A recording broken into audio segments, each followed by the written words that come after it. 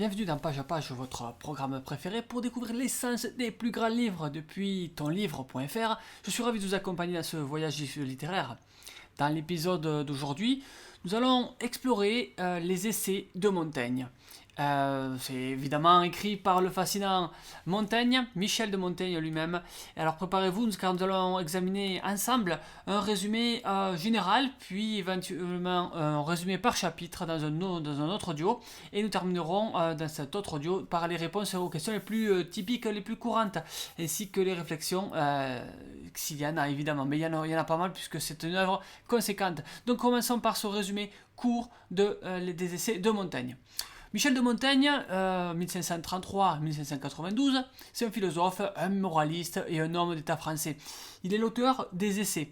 C'est une œuvre majeure dans la littérature de la Renaissance. Les Essais, oui, sont considérés comme l'une des premières manifestations du genre littéraire de l'essai, un format qui permet à Montaigne d'exprimer ses réflexions personnelles sur une multitude de sujets avec une liberté et une sincérité inédites pour son époque. Alors, ça a été rédigé entre 1572 et 1592, donc ça fait pas mal de temps, sur un délai de 20 ans, et c'était dans un contexte, disons, de profonde transformation politique, sociale et culturelle en Europe. Les essais offrent une vision humaniste et sceptique du monde, s'intéressant tant aux grandes questions philosophiques qu'aux détails de la vie quotidienne. Montaigne est héritier d'une tradition intellectuelle riche et diversifié, qui puise dans ses vastes lectures et ses expériences personnelles pour offrir une œuvre unique où se mêlent réflexion philosophique et observation critique aussi bien que l'introspection en fait. L'originalité de son approche, elle est où? Est-ce qu'elle réside dans son style très personnel? Il utilise la première personne pour créer un ton intimiste et engageant, qui invite le lecteur à une conversation avec l'auteur. L'importance des essais dans la littérature française et occidentale réside non seulement dans leur contenu philosophique, mais aussi dans leur influence durable sur la pensée critique et littéraire. Les réflexions de Montaigne, elles ont marqué des générations de penseurs, écrivains et lecteurs, en faisant de son œuvre un pilier incontournable de la culture humaine. Alors, comment est structurée l'œuvre?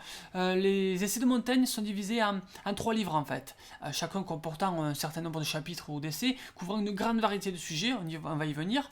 Cette structure en fait, elle reflète la nature libre et exploratoire de l'œuvre, qui ne suit pas un ordre systématique, mais plutôt une progression organique dans les pensées, et ses réflexions de Montaigne. Alors, le livre 1, qu'est-ce qu'on a de la livre 1? On a 57 chapitres, c'est pas peu. C'est dans ce livre d'ailleurs que Montaigne commence à explorer les sujets qui lui sont chers, comme l'amitié, l'éducation et les coutumes humaines. On y retrouve un chapitre qui s'appelle De l'amitié, où c'est que Montaigne développe sa vision de l'amitié idéale, basée sur sa relation avec Étienne de la Boétie, mais qui met en avant la sincérité, la loyauté, la communion des esprits. Puis un autre chapitre intéressant, c'est celui qui s'appelle Des cannibales. Cet essai, cet essai, il explore la relativité des coutumes et critique l'ethnocentrisme européen en comparant des pratiques indigènes du Nouveau Monde aux mœurs européennes. Dans le livre 2, alors c'est un livre qui est composé de 37 chapitres. Montaigne y approfondit ses réflexions. Parmi les essais les plus significatifs, on trouve un qui s'appelle De l'expérience. En fait, cet essai est souvent considéré l'un des plus personnels, où Montaigne médite sur la nature de l'expérience humaine, le savoir empirique et la sagesse pratique. Un autre qui s'appelle De la présomption, toujours ce livre 2, et Montaigne il examine les illusions de la vanité humaine et prône une humilité intellectuelle. Justement, dans une époque des influenceurs, ça va bien ce chapitre-là.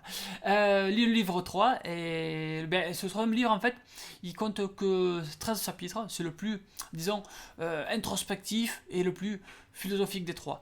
Parmi les essais marquants, on remarquera, je vais en citer 2 aussi, on remarquera un qui s'appelle Des 3 commerces. Alors, Montaigne discute des 3 formes de commerce qui sont pour lui les plus importantes. Alors, dans le commerce avec les livres, avec les amis et avec soi-même.